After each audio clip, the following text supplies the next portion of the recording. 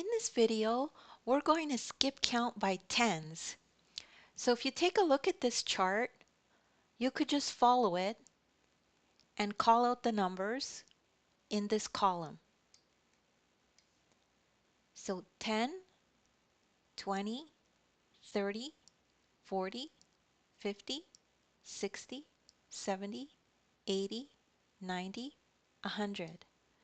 So you'll notice all of the numbers end in 0. So you can start to say it in your head and memorize it.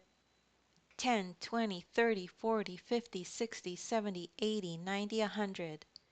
And do it again until you can say it easily. 10, 20, 30, 40, 50, 60, 70, 80, 90, 100. And you just learned how to skip count by 10. And don't worry if you don't remember it all right away. You could rewind the video and watch it again.